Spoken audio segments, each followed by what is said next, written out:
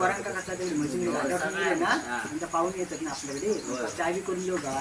तो बी सगळा आण ठेवल्यानी आणि मी काय केल्यानी पोरांनी चाय बनवताना व्हिडिओ काढले आणि चिरे लावले ना त्याचे व्हिडिओ काढले टाकले आणि त्याने काय केलं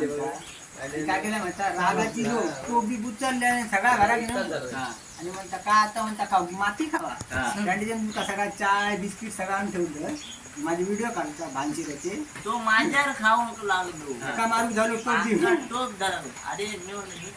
काढलं